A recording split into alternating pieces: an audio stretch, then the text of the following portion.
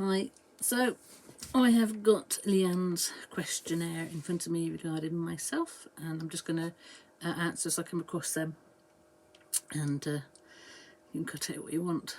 So, can you tell me a little about your childhood, where you grew up? Did you travel a lot as a child?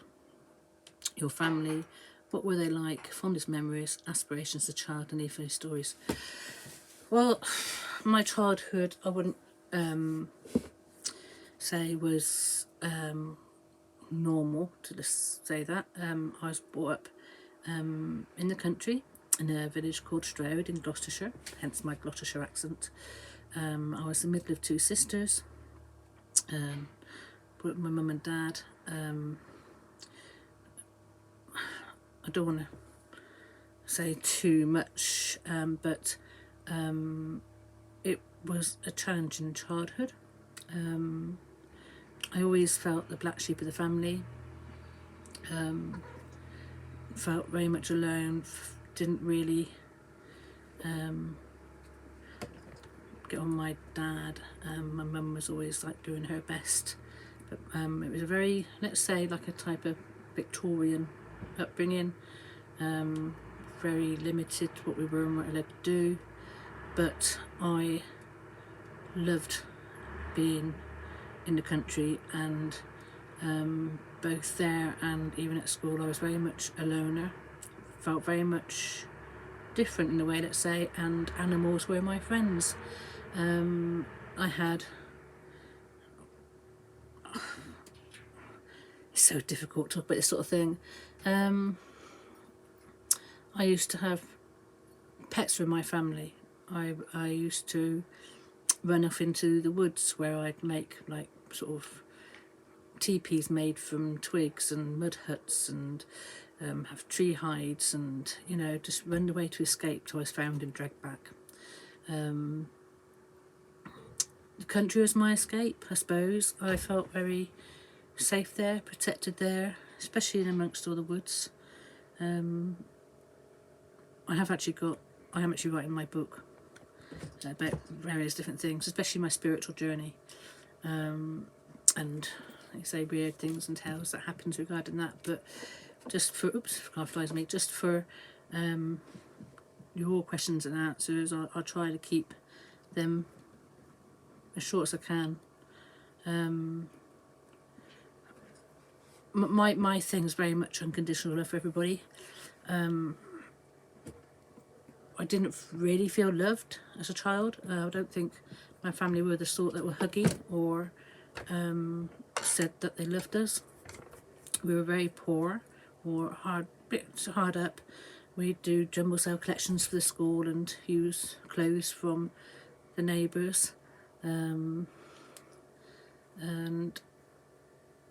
we had goats. I loved my goats. We had chickens and I had rabbits, and I'd befriend them. And on my 16th birthday I always wanted a cat, and finally on my 16th birthday I got my much wanted cat, and I've basically had cats ever since then. They've been my world, they've been my family.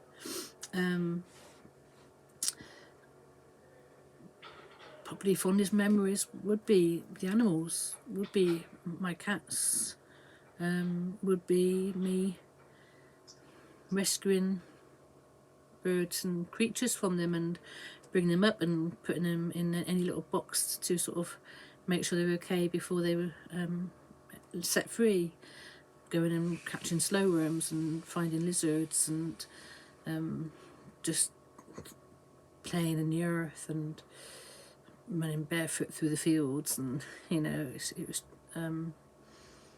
I used to sort of jump on the goats' backs and they were tethered, and we'd sort of ride them, go round and round and round. But even back then I had I seemed to attract, let's say, negative males, and right back from there, and strange men who found me in the woods or coming up from school, or that carried on through my life. I seemed to attract the bad guys who need saving, if that makes sense. So, not to make it all doom and gloom, I had a very unconventional childhood, very much a lonely one. I was a big girl then. We've always been big boned. We were always well fed on the bread and milk, and even to this day I'm still like a meat and two veg girl. All I wanted to do was run away as a child. Run away to the country. I'd have my own little knapsack outside the back of my bungalow, our mum's bungalow, with, you know, OXO cubes and a kettle and anything I needed to go off and escape to the country and escape into the wilds, escape into the woods. I've always had that calling. I've always had that calling to be amongst the trees, be you know. I mean, don't get me wrong, my family did the best. Holiday wise, they had their own boat, and even then, when we go to the boat, so I was sort of brought up around some water as well. I'd still want to get away from my dad, and that I'd still ask them to actually put the boat up onto the ground, and they'd let me get off, and I'd walk along the fields while the boat went along the canals and the rivers. So I've always had that nature around me, that pull to be amongst nature where I feel safe. And I've always had that affinity with animals. I've been an animal trainer, animal whisperer all my life. I've trained many things. Used to break horses, done dogs, and then later on I, like I say, I had my own like exotic animal zoo on my allotment, you know, private pet zoo, where I raised emus and skunks and raccoon dogs and anything down from harvest mice to chipmunks to rats to ferrets to, like I said, an emu, and had ponies there. And it was just like my haven. I was a bit of a rebel by then. I just wanted to, I had so many health issues. I just wanted to die in my own little piece of sanctuary. I suppose even now all I want is to have my own bit of wildland, bit of woodland that I can just call mine, call my own, and that's all I've ever really wanted. The family still has their bit of woodland, and we were brought up in a bungalow with woods behind us and a bit of field, but that'll go. My sister will have that, no doubt, and I'm just like out on my own. I ran, well, I didn't run away, I left home as soon as I could and went into rented my own places and council places and things like that through mental health issues I had, I suppose. I mean, a lot of what I've been through, I was diagnosed quite early on with issues and with some of my sensitivity, which made me react to others in a way that I'm taking other people's issues, and I find it hard to take criticism, or abandonment's a big thing, big trigger for me. So a lot of my history of my health and my mental health issues goes right back to childhood and just needing that freedom. And the end of all that, coming out of all that, is the fact that I still seek my countryside. I still need to be amongst hills, trees, water, you know, to be safe, grounded, and not be affected by people. So I grew up in a bungalow under some woodland, surrounded by woodland, and,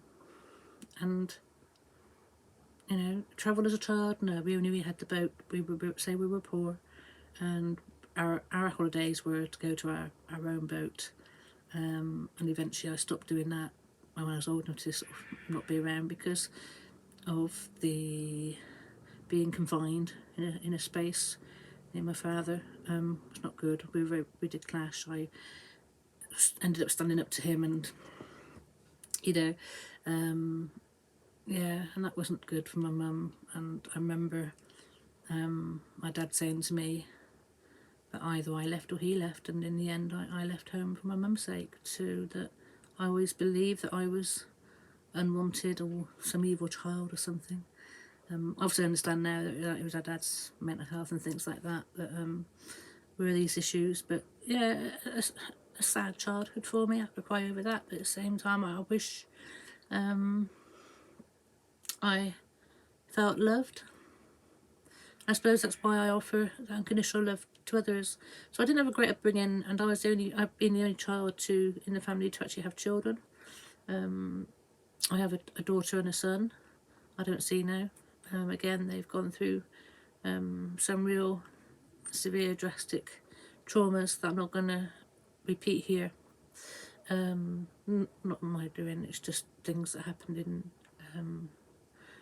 my husband's families that affected them, and they're still in touch with my mum, but I wasn't a good mum. I'm hands up. I was never taught social skills or mother skills or anything like that, but at least I sort of carried on the family name, and I'm the only one to have done that in our family. So yeah, I don't really have anything on my childhood to share, celebrate. That's good, I suppose. Aspirations as a child, exactly what I'm chasing now. Just want to go live in the country, be with nature, be with the animals that I love. I used to love reading Enid Blyton, the author Enid Blyton, and I remember some of her books, like Children of Cherry Tree Farm and things like that, and there was a wild man called Tamilan in it, and the children used to go and meet him, and he used to be living out in the caves, and he used to have all the wild animals come in to sort of drink from the water in the back of his cave, or come visit him, and that to me is heaven. That to me was the life I craved then and life I crave now. And it's what I seek. That's probably what a lot of my van life and my travels and my need to be in a vehicle to escape into the country is about. If I had a ton of money now, all I'd do is buy my own bit of woodland, a bit of land that I can just sit and share my life with those animals and with those energies. And like I say, on the spiritual journey, that's very relevant as well, but we won't dig into that. Okay, next question. Can you tell me about your careers, college, school, university, favourite subjects, friends, teachers, age, different stories? Well, again, I've got a high IQ, but I didn't settle at school. I found it really difficult at school. I was going through a lot of trauma at the time, and it's not, I suppose, difficult to find mate friends. I just, I suppose, being a bigger girl as well, I wasn't so much bullied. I was alienated, and I preferred my own company, and just had, a couple of friends, let's say, but I was never like life and soul. I was always the quiet child, the what do they call me, naive and things like that, because again, I didn't have the social skills to know how to behave, how to be that life and soul that everybody loved. So and because I was going through a lot of issues that was affecting me, my school time was very difficult for me. I did excel in things like geology and English language. I write well. I know I can't speak very well. I have a good education. I can used to write poems. I love writing stories. I love writing. But the last sort of couple of years of my life there, I joined the greenhouse sort of society, and I started sort of falling out of classes because of how life was affecting me. I wasn't in trouble at school. They just knew I was struggling and knew I had, let's say, mental issues. They put it down to cope with that, and issues at home and everything. So I dream now that I sort of left school with no qualifications, but I did actually do my exams, and I never studied for them. I did come out with some, amazingly, but because of that, I never sort of went forward. My first job was actually in a pet shop, and that was lovely. I went on the YTS scheme as then, and I enjoyed my time at the pet shop, but it was only that year's job, and from then on I went to work into places like petrol stations. Back then they weren't self-service, we had to sort of serve, so I spent a lot of time in petrol stations and things like that. got my first car, which was a Mini, and even in my Mini I was still saving wildlife and things like that. I remember when I was working at a petrol station, I had a pet crow, a blind crow, living in the back of my Mini Clubman estate. And so even back then I was known for all these crazy animals in vehicles and around me and things like that. I was just needed to have those animals around me and have, and I dedicate my life to them.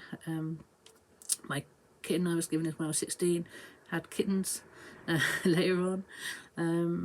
And yeah, and I just ended up moved at home, looked after a driving instructor, which allowed me to travel a little bit, have extra lessons, going around different places with him.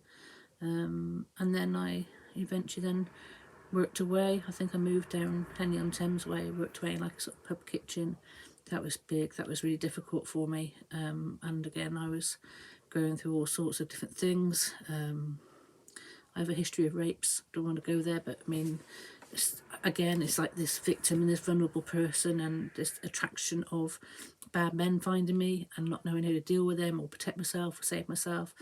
So I went through and had history of that sort of thing. My it sounds like doom and gloom, my life story. My only joy was, like I say, animals and countryside, and I eventually went through a lot of stuff there. Came back home when my dad died, rehomed myself nearer home again, and then again I was all very lonely again. And when I had my marriage and kids and that, I was introduced to the internet, and in a way found people on there who both saved me but also got me into a lifestyle that ended up being both dangerous, but also I helped and counselled and saved so many people in that. And in a way I belonged in that. And there's a big story and history regarding that. I won't go on too much on that one here because I find the wrong people then were interested in me and still would be. But it was all about me serving and me being of service to people. Always has all my life. I've always needed to have to either, not my friends, but please people, to be liked. It's like it's always been, I have to give. I'm a giver, and every time, if anything, never really came back my way, but when it did, something went wrong. So I could never accept things, probably still can't, unless I give something back. Again, so there's a lot of things tying in a history there. Previous travels, England, abroad, favourite places and why. Well, when I obviously finally had no children with me, I was obviously then free to drive about, and again this is where more recent stories start. Probably I missed a big jump of how I got into this area, into South Yorkshire area, but it was whilst I was in my recent bungalow that I found another friend online who's still a friend now, and I didn't know the Lake District existed, and I was still struggling to go through a lot of mental health issues, a lot of dealing with relationships and people in my life that took a long time to move on from, and the reason why I pulled my name and kept sort of changing trying to sort of start afresh and have my own life, trying to find myself, heal myself and find myself, I suppose.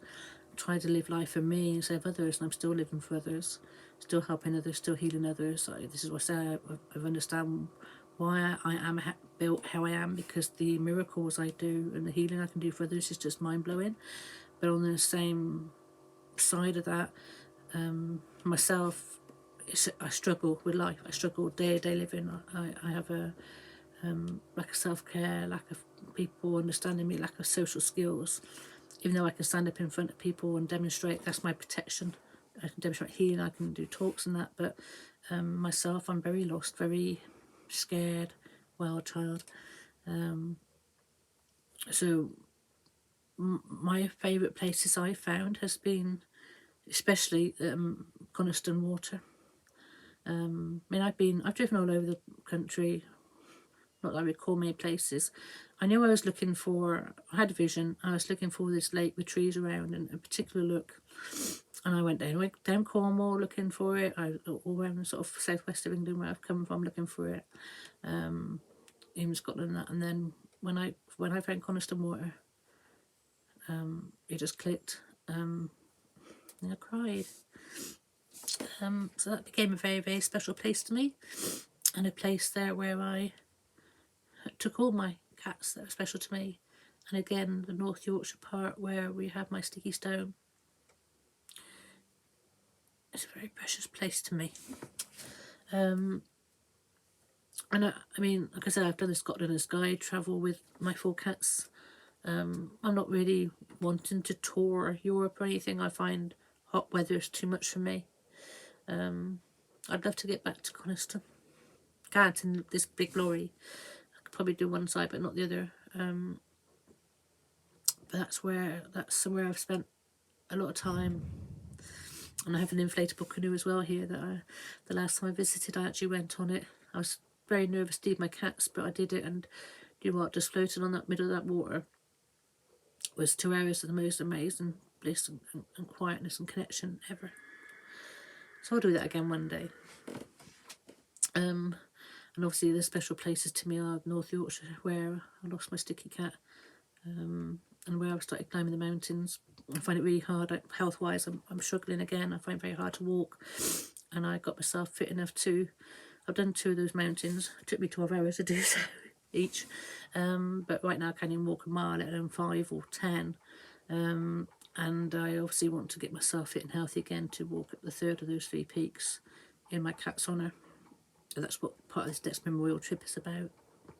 So really just, I haven't really explored enough of Yorkshire and the lakes, but they'd be my special places. Scotland too, but Scotland is a bit more difficult because I like trees. So whereas you've got the mountains and the water, you haven't got the trees, and I need to have trees around me as part of my connection and protection. So favourite places, so basically anywhere that's got a lake, trees, some hills, and it's quiet and it's away from people. I need to be alone and just have my cats with me is wonderful. I've had the most precious, beautiful times walking these cats, these savannah cats, and I found where I belonged. This is why the savannah cats were so important to me, because they were that cat in a dog's body sort of thing, you know, that I always wanted to be able to have. That's why I bought Grace. I bought Grace because I had got more cats, and I was going to travel with more of them and give them the best life at the same time as giving me that best life and freedom that we both react and respond to in the wilderness. Hence I call myself Wildkat. I'm a cat that lives the wild, the wilderness, and I thrive in it. I reconnect in it. I become alive in it. I become happy in it. And that's the only place really that I'm going to be able to lose the weight, get fit again, you know, get myself right. And it's been obviously a struggle with all the pandemic and things coming on, so we've been trapped in. And now with lack of finances, and I've got the vehicle, and that I can't afford to sort of go where I need to survive, and it literally is survival for me. How did I start van life? How did I decide to start van life? I've had a few vehicles. Even, you know, I've always had vehicles. Vehicles were always my escape. So whether it be a car, an estate car, to vans and things like that, with motorbikes, it's my way to get out into the wilderness. That it always has been. And I've had a few before Grace. Before this lorry, I had obviously Destiny. Before Destiny, I had a little kangaroo that got hit at the back. So I obviously I was in a car accident. Somebody hit me in the rear when I was doing a trip to take some stuff to a rescue centre donation place. So she was smashed up. And that's when I bought Grace. Before that, I had various vans that basically I didn't know the people I know now, so when MOT's expired or they've broken that, I couldn't afford to replace them, so I just kept buying a different vehicle each year. I've had some wonderful motorhomes over the years, but my real proper time of trying to spend time in them and live in them has been the last few years. I've always had animals. I've always had, obviously, my private pet stew, or rabbits I used to breed and show. Obviously I had my cats, so I could never leave my bungalow or my home for long. And I'd go, and as I found, obviously, places like Coniston and the lakes and that, I'd go and spend like 3-4 days away, but I had to come back because I missed my cat too much. I had a very precious cat, Sticky Cat, and a couple of ferals. And so it got to the point where actually when pandemic came, it was actually an opportunity to teach my cats to move into the van with me.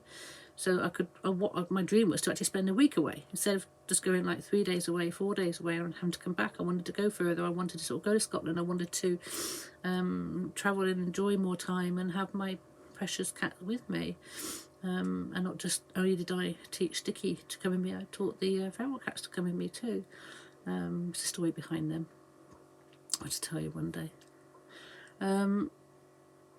So yeah, as much as the pandemic was bad news for so many, it gave me an opportunity to move into my transit van with the cats. Made a little bespoke sort of cattery in the back, and then of course the Terrible, we redid it out and made it into my little mobile little log cabin, and it was a dream. And we went and did Scotland and Skye, and that was amazing. That proved to me I could live in it. That was a month's trip, and I just didn't want to come back.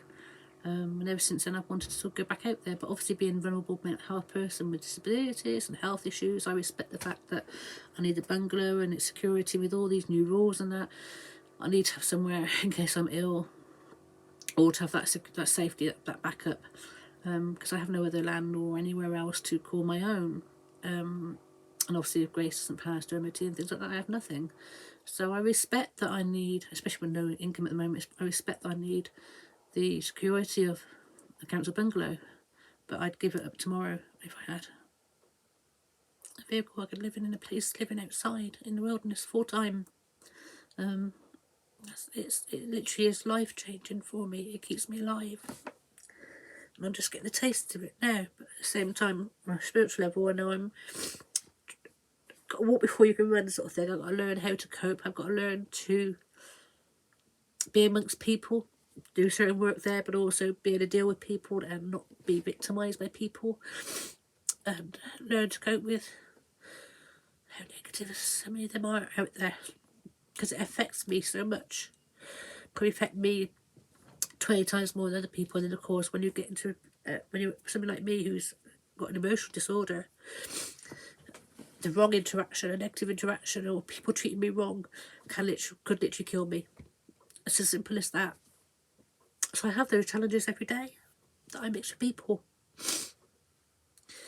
And it's the cats and the animals and nature that keeps me alive. And obviously other interactions and things that I do to help people. I say this story is not about my spiritual side. This is about me. So how has van life and that changed my life, for good or bad? It's a lifesaver, pure and simple. But I've obviously got to be able to get to the land that I need. I don't know about. I mean, I could just be parked in the field and that would do me. Me and the cats, we just need to be somewhere like that. It's not about van life because we want to tour and go around different countries or different cities or whatever. It purely and simply is a matter of being able to park somewhere where there's a bit of countryside, where the cats should just be out and I can give them the best life possible, but also give me that connection to the wilderness too. And we all thrive the same way. I am like a wildcat, just as they are. Okay, so the names of my cats and a little bit about them. So obviously the story of the van life story has been over the last 3 years. So Sticky was my homebred cat. I used to have like a sanctuary and it's not a pet shop I was going to do down on some industrial estate nearby to me, and he was born there. And he was one of these kittens that a lot of the kittens were being claimed, and I kept my eye on him. I sort of just had a nice little fancy to him. Just a nice little marble tabby, beautiful little marble tabby, bit of blue in him. And he was so like me, so accident prone. And we had lots of flies down there, so I hung up a lot of fly papers, and he just had this knack of running into fly papers. Every time you turn your back, there he was, stuck in the fly papers, round his neck, round his legs. You had to get all these fly papers off him, and I kept saying, "Oh, you're such a sticky cat, you're such a sticky cat." And his name stuck. He ended up being called Sticky Cat because he had run-ins with fly papers, and I ended up keeping him. And yeah, he was my companion from there. Did a little bit of pet breeding and things with cats, and obviously all sorts of different animals. I've got a lot of cats from before that time as well, but Sticky was special. Very much my therapy cat. Followed me everywhere. Knew when I was sad, could heal me. Knew when same time when I went away, he'd go away for 3 days at a time and scare me to shitless, and come back, and he'd miss me when I went away, and we loved each other very much. And during the pandemic, I was him, and I had these 2 feral cats. At the time I had the allotment with all the animals on, the exotic animals and the emu and everything on. I had a lovely bit of private land that had all these animals on. And I was gifted these 2 black kittens from somebody called Sally Rainbow, and she's quite famous in the exotic animal circles. She's the one who I got my skunk in that from. But her raccoon is on the Oreo raccoon, the Marvel film. The Oreo raccoon, her raccoon is actually who the Marvel film's raccoon was based on. So and it was actually her raccoon that was all seen in all the film shots and everything, and all the publicity shots. And that's who was one of my exotic animal contacts. And she gifted me the 2 black kittens for my allotment to keep the rats down and so on and so forth. They needed a home. So I called them Rainbow and Bentley after the surname of her. She was Sally Rainbow, and her husband-to-be was John Bentley. So I called the cats after their surnames, Rainbow and Bentley.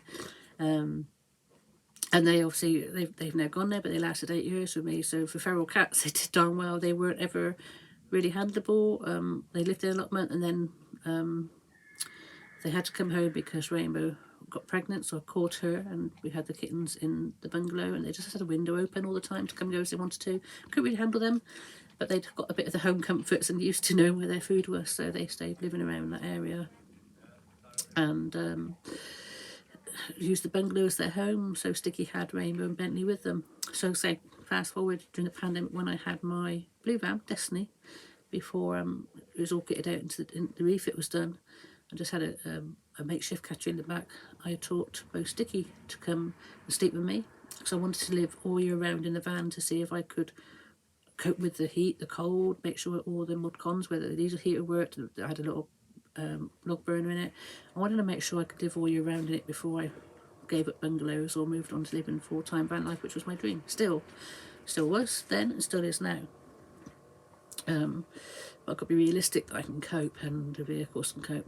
So I basically lived outside the bungalow for those 2 years in the van, and used the bungalow as a base, as I'm still doing now. Just obviously with a bigger lorry, I can't park outside so much. She was broken, but that's a different story. We'll come to that. So Sticky would sleep in bed with me, be fed in the van and everything else, and then slowly but surely the feral would put, the girl would come in and eat in there but run off, and the boy Bentley, he wouldn't even come near it. And then he put one foot on the van, and you could watch over the months that he'd slowly come more and more into the van. He ended up actually eating in the van, and then all of a sudden sleep in the van. I hadn't moved anywhere, but during COVID, during the first lockdown, the cats basically moved in, and I had a van full of cats, or 3 cats, the original 3 cats, which were Sticky, Rainbow and Bentley. And that was like, to me, that was like, wow, all I had to do then was shut them in the cattery, and drive and go around the block, and get them used to it. And there was a cat flap in the back, so I had to then trust that the ferals would go at the cat flap and come back. But at the same time, I always said that if they found somewhere that they wanted to live, then they could stay there. I wasn't going to force them back in the van. I wanted to take them to better areas and wonderful wilderness, and if they found somewhere they wanted to live at, then I would give them the opportunity to stay there. That's the whole point of it, not to sort of restrict them, but to give them their freedom. So when we eventually went off to, first we went local, And then we went further afield, then we went up to the lakes, and they would go out of that van, out of that cat flap, and come back. Whether it took 3 hours or 12 hours, they came back, and that was just a miracle. To me, that just showed that I had a family of cats that loved me and want to be with me, and they enjoyed going from place to place. When you have feral cats like that who do that, you understand that you are not doing harm by taking these cats. They want to go off and visit new places. They actually wanted to come back in the van to go new places, to then explore somewhere else. And that, like me, they get bored. They like to see fresh areas and that. So that was amazing. I did a few trips with them, and it was actually my first big trip away up to North Yorkshire and the lakes that we sadly lost Sticky. He disappeared. We believe that he was got by raptors. Again, all this is on YouTube. Never found his body, but we were in the middle of nowhere, and I knew he was dead. I'm glad I didn't find his body. That would have broken me. But what we got, where he went missing, there is a big stone there, and I painted his name, Sticky, on the stone. Did a little ceremony there, and that is my memorial stone, and that's in the centre of Three Peaks by Ribblehead. And each year, that was July 2020, we lost him. So July 2020 when I went back up there, and we did all the same trips and walks with my Savannah cat Connie, who I got in after him. And so you'll see pictures of her, the year after that, of her as a kitten on his memorial stone. And then 2022,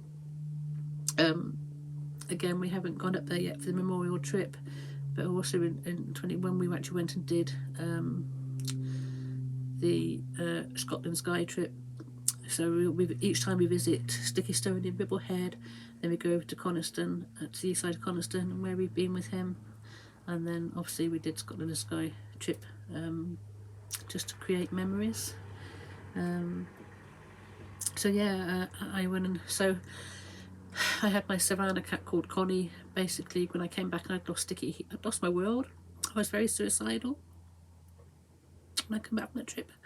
And basically, I'd always wanted Savannah cats, but could never afford them. No silly money. And I was working dramatically with people at this time. I have a tribe, I have followers on the spiritual side. And one of my friends there, we'd see this advert for a Savannah kitten that to me was quite cheap. And my credit card was dangling. And I said, come, let's just go and have a look, just to help me feel better. Let's just go and look at the Savannah kitten. And at the time it was 9 weeks old. We went over there and it was not in a good state. The whole place was not a good state. I won't go too much about it. Basically, we wouldn't leave Connie there. So we basically ended up paying for her, bringing her home. She was supposed to be all papered and readable and everything like that. That was all a con. I was very much conned over her. But at the time it was a matter of me saving her life and she saved mine. We had an incredible bond. And I've had wonderful years with Connie. She wasn't the easiest about. She was a bit vicious. Covered head to toe in scratches, but she bonded with me so well. And she was my one-on-one cat. I'd take her one-on-one walking. She was trained to walk with me, going to pram with me. So we see all the pictures of her in the pram, going to Sticky Stone. We followed all the footsteps. We went everywhere. So she was then travelling with me in the vet, but I spent a lot of time just walking with her and just walking everywhere as though she was my dog. She was taught to jump on my shoulder if she saw a dog. She'd protect me from dogs. She was everything to me. So she stepped into Sticky's shoes and then some. And obviously I lost her this year. Not until though we bought Mischief.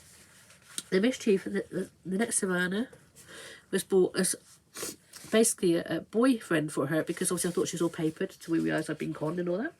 I wanted to support the breed and have my own Wildkattery. I was all registered with Ticker and as a future Savannah breeder, and I wanted so much to learn about the breed and, you know, sort of breed them, raise them, learn about them, and, you know, they were the perfect cat for me to have to walk in the wild with, to basically go wildcat walking and have my own, you know, my future sanctuary for them and place with them where we could work on the breed and a proper wildcats and give them the best life, you know, give them the life they deserve, not be shut away and just bred for people and end up in pets, and kids, which is not what they're about. And that was the plan. But Mischief ended up being a girl, not a boy. So it went from Chief to being Mischief. So I did end up with 2 girl cats. So that meant I had 2 girl cats and the 2 feral black cats. and that's when I went to Scotland and Skye with them, which was an absolutely amazing trip. Thinking I was going to take Connie walking all around Scotland and Skye, and she was so moody. I couldn't get over it. Only to find out she was pregnant from one of her escapes around the neighbourhood. She'd found as a boyfriend, and so the time I actually went to Scotland and Skye, I had a pregnant savannah cat, a pregnant moody savannah cat on top of that. So she was a bit of a handful and even more vicious. And she ended up having a litter of 9 kittens. She only had 8 tits, and 9 kittens for her first litter, and they all survived. She was the most amazing mum, and it just made her. She went so calm, so beautiful, so loving. She turned into the most amazing, special, beautiful girl. And I loved having kittens again as well, so that was very much hard work. We had to move back into the bungalow at that time because basically I had about 13 cats then. So I had to raise them all in the bungalow to give them best space and opportunity to. Obviously I couldn't raise them in, I only had the transit van at the time, so there's no way I was going to raise a mum and 9 kittens and like 3 other cats as well in a transit van. So I had to move them into the bungalow to raise them, and that's so I've got a lovely history of kittens being on the wheel and growing up, and 3 months in the bungalow, which I hated being in the bungalow, but I managed it because obviously I was surrounded by cats and kittens, and it was worth it. And from the kitten sales, I bought myself this the most amazing white savannah stud cat who was properly papered and everything else for my future. I wanted to sort of have him there to sort of for future breeding. I couldn't obviously breed from the girls, but I wanted to actually make sure that the kitten's happy accident turned into future breeding for savannah, so I could actually help breed it, you know. But that didn't last long because obviously financially I was in a mess and things like that, and the kittens being bred would have helped that a lot and helped me get a debt. But when I discovered that Connie wasn't well and Mischief not being papered, I didn't want to breed from non-papered cats after learning so much about them and seeing and what Connie got ill and you know. So I thought, no, I'm not doing this. So I resold the white savannah cat called Sammy to a friend of mine. Moved on all the majority of the kittens by about 3, and Grace was bought. The lorry was bought purely so I could go forward with about 8 cats at the time. So the lorry was purely bought for the cats, so I could take those cats out and give them their best life out in the wilderness with me. But also obviously it was a bigger home for me. So I bought Grace the lorry in November 2021, and it was supposed to be a long-term project. Destiny, the van, I was still using and with, and getting the cats, the new kittens that I was keeping, and the other cats were going to be travelling in that. So I think there would have been rainbows put down the way back from Scotland and Skye. So there would have been Bentley, Connie, Mischief, Cleopatra, Caveman, and Cinderella. There would have been 6 cats travelling in the back of the transit. Kittens, obviously cats and kittens, whilst I was getting the lorry prepared for this new cat house for the lorry, and mobiles, and you know, going around educating a bit of breed and talking a bit of breed and showing how savannahs are. And basically savannahs being a lot, they're not right for kids, to be fair. So I wanted to educate the breed and also not breed from them, but obviously have them as therapy for myself and for others, and for having the proper savannahs and things that people, ones like Connie, to show just how dangerous they can be and how you get the different temperaments, and you know, just to educate about the breed and enjoy them. Alongside trying to have them Grace to go forward, sort of get enough disability benefits and have a therapy place, have a mobile shop and things like that. It was going to be my future. It was going to be, Grace was going to be my new world, the new world going forward, of supporting myself, getting out in the world, living in the lorry, going out with the cats and having a brand new life. It was every dream coming. Grace was prepared for, was bought for. And we were up to our eyes in debts on credit cards and things like that. And this new business we had to start in February. We were fully booked for the year for all these different shows and whatever to go, self-employed and everything. And February came, and the attempted theft happened on Grace. And to cut a long story short, she was smashed to pieces. My world fell apart. I had to sell Destiny because she wasn't going to survive another couple of MOTs, and obviously try to pay the card repayments. I had lots of things go wrong, loss in disability payments and all sorts. And I couldn't keep going. I had no vehicle to work with, to create a business with, to survive in, and my debts were just run over, and I had no disability payments to pay off the credit cards that used to pay off credit cards, and everything just went tits up. And so this is where the story of the trying to go through the bankruptcy of the DRO and things like that came about, just to survive. And then the van went. We started looking into the debt proceedings to try to survive. And then Spirit told me I needed to have a sabbatical. So I thought, well, whilst I'm doing this year out or whatever for this debt, I'll prepare for that and just go and hide up in the hills, and I won't be afford much to even feed the cats or anything, or even run the vehicles. And then I then lost 3 cats in 5 weeks. And I'm still holding on to that grief. So basically, first thing that happened, Connie, my precious wildcat girl, Savannah, we'd been out taking the lorry places, trying to get it mended and things like that. And I remember having a fight with a dog up at a farm, and she wasn't well after that. And then next we know, she starts finding it painful for her to eat. She started throwing things out her mouth and couldn't eat. So, cut long story short, went to the vets, and it was a matter, she had gingivitis, and she also had another bug, and she'd have to have all her teeth removed. I didn't have the money for that, but we were just trying to sort of make do and feed her soup and chop a bit of food. It was hard work, and she was in pain, but we were having to sort of try to think, what can we do with her? How are we going to sort of deal with her? While that's going on, I had 3 kittens at this time. I obviously moved on Sammy, the big stud Savannah cat. I then moved on Cinderella, one of the kittens, which left me with Cleopatra and Caveman, 2 of the kittens of Connie's. So then the next thing that happens is another drastic thing happened. Cleopatra was hit by one of the neighbours. It literally was 1 minute they were all there. She wanted 5 minutes extra play. During that 5 minutes, I wish I hadn't let her carry on playing. Within the extra 5 minutes playing, Caveman come in, and next we know, she's coming in, dragging her legs behind her, in pain, screaming. I don't want to ever see that again. I thought, okay, we got her in. Thought it could be blunt force trauma. I was hoping it was that, but by next morning, I had to take her into the vets. Cut long story short, it was broken leg, broken spine. We couldn't even afford the x-rays to confirm it, but this is what the vet was saying. I had no money, obviously, going through this debt thing.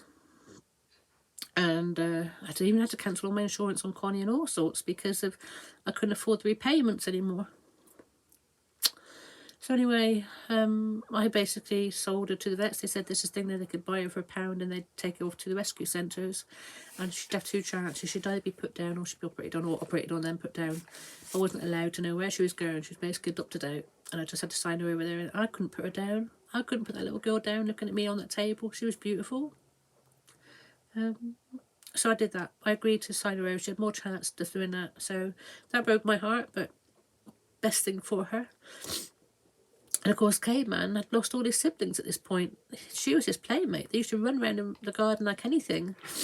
Lovely videos of them playing together, and he went so depressed, losing his sister, his last sister.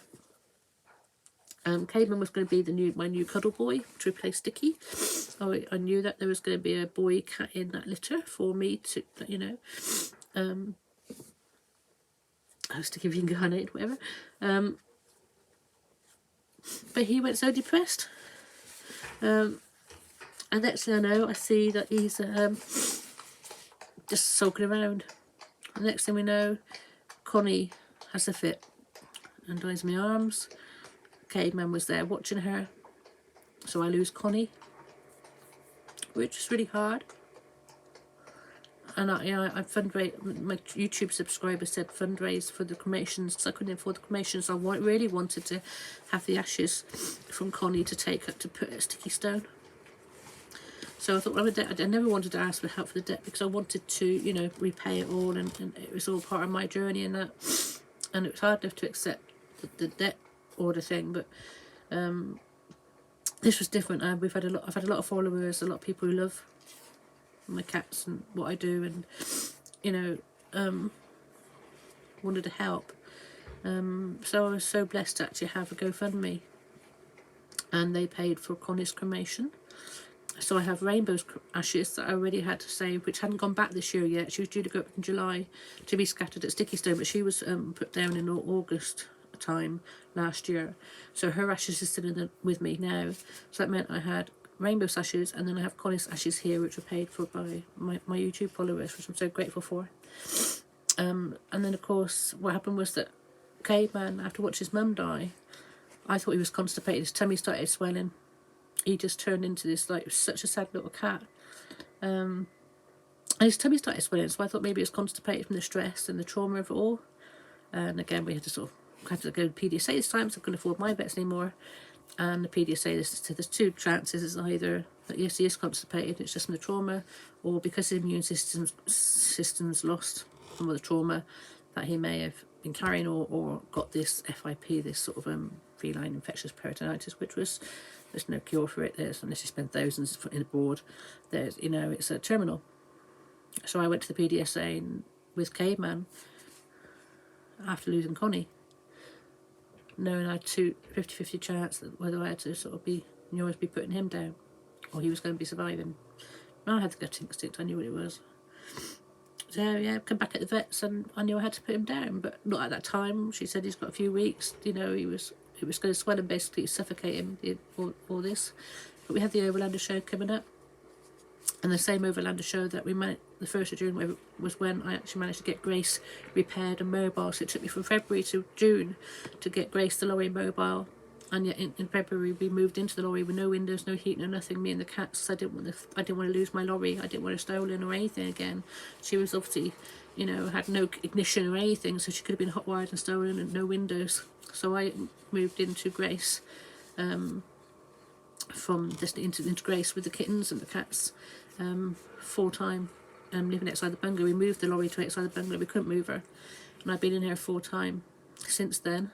And we've got her mobile even without a window sill at this point to get to the Overlander show, to go on display, to raise funds and take K-Man for his one and only adventure. So the Overlander show in June was very emotional for us. The fact that we managed to get Grace moving after nearly losing her, and also to take my last kitten. I've got some lovely pictures of him, and we fundraised and raised enough for his cremation. So when we come back from the Overlander, I had to put him down. So then I had 3 boxes of ashes up in Grace's lorry waiting to go up north to Sticky Stone. So that left me with Mischief, the Savannah, and Bentley, the Feral, who'd never been litter trained, always goes, you know, out of the lorry, out of a cat flap, can't be caught, you know, and it comes and goes as he wants to. I thought, well, if we're going to go on the road together, mister, you're going to have to be able to go on a harness so I can control you. Otherwise, you can't carry on coming with us. We need to be able to have you safe and be able to travel, you know, not have to wait for you. So we trained him to put a harness on him. That's his cotton socks, 8 years old, feral. And we got a harness on him, got a lead on him, and we went off to Hull, and we went to Selby and Hull and did a trip in Grace. And this small little encampment, and we got there and walked Bentley around on his lead and harness. He was such a good boy, and then we let him run free with a harness on, with a tracker on, and then Mischief was just on a lead. And do you know what, those cats loved that place. It was like sort of cat heaven, and this is the one thing that I don't regret, the fact we did go there, because Bentley was so happy. It was cat paradise, wonderful farm. lovely surroundings. And what happened there was that the day we were due to leave, I put both cats in the lorry, got in the cab, started the van up, started the lorry up, realised I'd left my phone in the back, got back in the back of the lorry, picked the phone up, looked through the window, Bentley was dead on the floor. That quick. He'd had a heart attack and died. Or whatever. So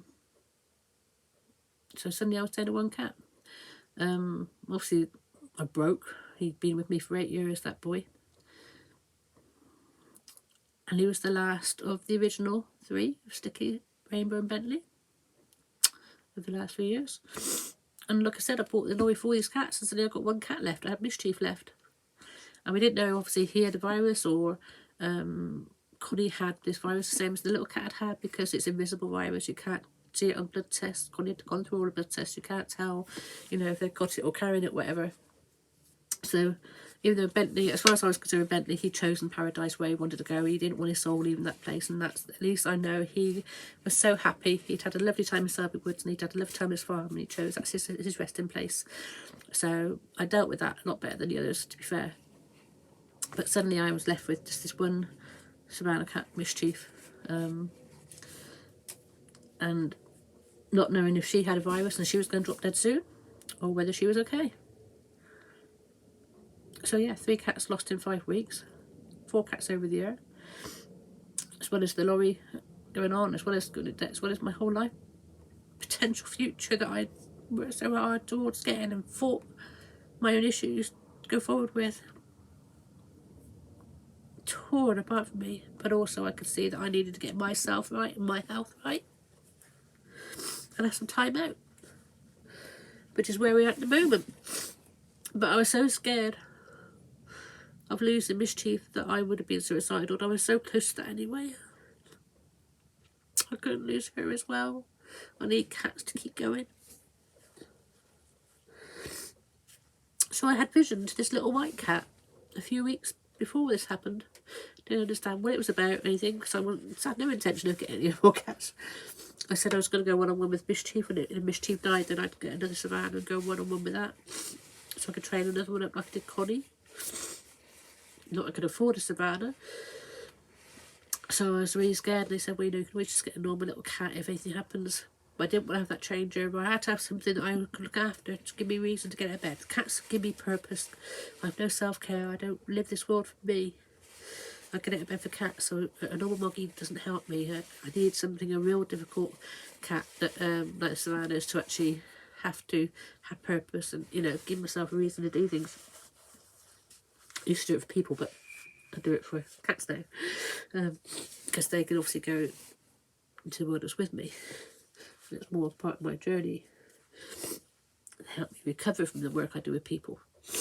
So this one day, this whisper in my ear, and they said, look on the site's right this minute. The spiritual whisper in my ear. Looked on the site, and there is this little white kitten, 50 quid. You can't get cats that cheap, and you can't get white ones that cheap. And there he was. I thought, wow. Another long story regarding him coming in the fight over that, but I got him. So on the Monday, I was travelling down Tuesday to the Vanlife festival. And on the Monday, I had to come and do some more work done at Ian's, my mechanics. I left Monday, couldn't do the work. I picked a cat up and travelled down to Stratford with a brand new little cat, chucked in with a Savannah who was not happy after becoming top cat, and trying to then bond those two, and for that whole week, 3 weeks on, they're getting on great. I have a new family. The lorry is being repaired at the moment, and I'm about to go up to do the memorial trip. I have 4 lots of ashes here. Waiting to do I'm late for my memorial trip. I normally go up the 21st of July is the memorial date. But 10th of August is the date that baby Connie had the first visit up to Sticky Stone. So I'm hoping to go up by the 10th of August to scatter her ashes at his stone, so they can be together again, as can Rainbow and Bentley, brother and sister, and the whole cat family be scattered at Sticky Stone, so they're all together. Same time as a new kitten coming, I wanted that new kitten to come and say farewell and also start a new journey from Sticky Stone. I wanted them to, you know, be with Sticky, enjoy this special time. So there is Sticky's spirit there. There's going to be 4 ashes scattered there, and I will have Mischief and Spirit, the new kitten, in honour, named by Spirit, in memory of all the spirits of the cats. We'll be starting the journey. So right now I'm just paying for some repairs I haven't got the money for, which I fundraised for again, just selling my stuff. I did that to get the diesel to get up there. We've had to spend it on the repairs. We've just got enough fuel to get up there. Can't afford to get back. But that's what we're waiting for right now, and this is where I'm at the moment. Sat in Grace. Monday hopefully we'll get the tyres on, and I will journey up to North Yorkshire to scatter the ashes. So how has van life changed my life? My lorry life changed my life? It's nearly killed me, but it's also kept me alive. Future plans, aspirations, anything I want to achieve, it remains the same. I have a calling spiritually to heal people. I've got an amazing healing gift, but it nearly kills me when I do it. So I want to offer that. I want to offer that my own sacred land, my own woodland. Same as that woodland would be, I have my own private woodland that I can have my cats running free with me, living in, not necessarily living in the woodland, but having it as our base. And then we can travel and, you know, raise funds, but also go back and have a place that woodland and a bit of land that we can call our own, in memory and honour of my cats, to give my cats that freedom when we're stopped, and also to offer healing sessions to those who feel drawn across my path from my spiritual calling. So I've been full-time in the vans unofficially since COVID, outside the bungalow. I still have the council bungalow, but I've been full-time living in the vans since the first lockdown. So what's that, 3 years now? My future plans, I'd love to, if it's not with Grace, but with a different vehicle, take the cats with me, earn money at festivals to heal people, but then escape into the hills and have, I can't cope with the heat, so I probably would work at the festivals or the shows, and then in autumn, winter and everything, just go and live out 3/4 of the year in the wilderness, away from everybody, enjoy my cats, enjoy the wilderness, re-energise, and then heal those who come across my path who are drawn to me. That's a different story, but I have some amazing gifts that I don't want to disrespect, and I'm well known in the mind, body, spirit area for that. So I know I have a calling regarding that, and I don't want to run away from that, and I've got to get myself well and fit enough to cope with that stage, which is why this year out it's like a sabbatical. I've got to grieve, I've got to get myself better and stronger, mentally and emotionally, enjoy Grace while I've got her, and learn to live on the road and do all this hard work of finding where to park. It's so difficult in a big lorry. You know, if I've got to live in small lay-bys, it's just learning to get out there and be amongst people, which is really difficult, and learning the realities of that. Ideally, I'd like to have a smaller vehicle that I can go back round Coniston, around the lanes, and round the little green lanes and the haunts and the wilderness, away from people that I love. I can't do that in a lorry. So I know I've got to downsize at some point, but right now I'm grateful for Grace, and she's taken me to do this chapter. Whether that be as far as November this year, or whether I can get her through the MOT and keep her for another year, so we can then be out of debt free, and I can start supporting myself and going out and following my calling and following the plans I had. So what do I want to achieve? I work for Spirit. I want to fulfill that calling and heal those who, when I say heal, we're talking physical healing, mental, emotional, spiritual, we're talking the real McCoy stuff.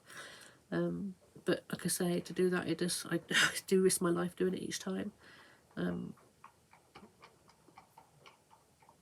What I want to achieve, to continue to be proud of me, to offer unconditional love to anybody who crosses my path, to inspire those that if I can do it, anybody can do it,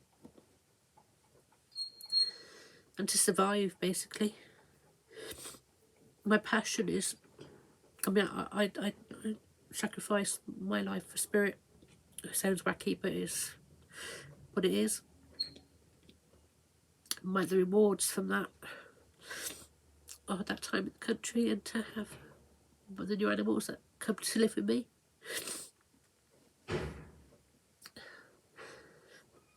I suppose my passion is just nature, cats. But I also respect that I went a bit mad and I can't have too many, because I've got to look after me as well. What I'd like to achieve is to get fit and well enough that I can walk again without pain, so I can walk at the mountains, so I can climb that last mountain in the cat's honour, in Connie's memory this time, and say thank you. What are my dislikes? Cruel people, people who judge, people who lie, people who disrespect.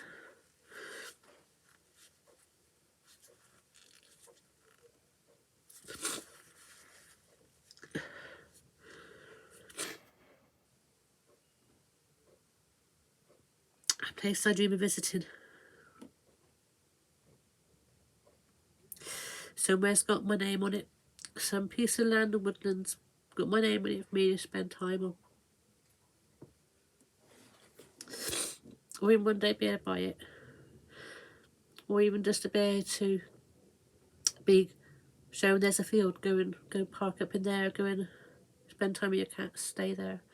Ideally I'd like sort of like 12 different places I can go to. Go back to bungalow, you know, do all my stuff, go back for somewhere for 3 weeks and dot myself around and just have that time so other cats can have their freedom. I don't ask for much, I don't want much. Just want to be free and happy. Debt free would be good, but I also make sure I give to the people. I want to be able to share my gift and help heal those who need that help, who then go forward and help others. But I certainly can't live in a community type lifestyle. Too many people around me. I'm more like that mad medicine woman up in the hills that people call upon or go visit when they need help or healing. And I'll be up there in my cave or my woodland with my cats and my animals around me and enjoying nature and re-energising and just being me. And then offering all the channeled wisdom and help healing to those who find me. It's a simple life. Just need to find where I can park and do that. But until I'm healthier and fitter and can get this weight off, which has been, you know, so difficult with the binging and the, on the negative side, on my depression side, obviously I have that to tackle. But I'm so grateful. I regret nothing at all that I've been through. Everything's part of the path. I can see the positive reason in each thing. I'm so grateful to those who supported me, still support me, follow me, you know, keep me going, who know the WildKatt, who know not just what I do on the spiritual side, on the healing side, but also on the struggles I've had. And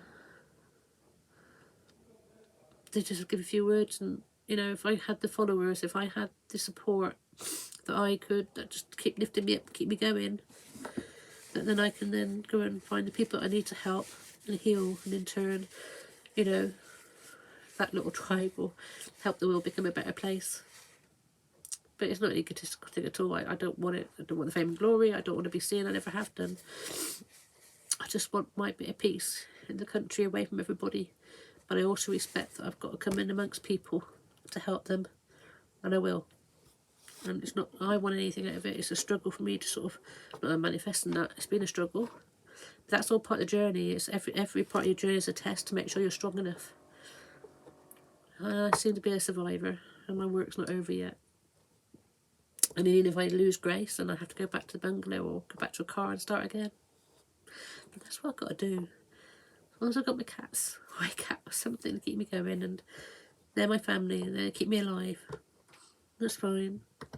I don't need all the big mod cons.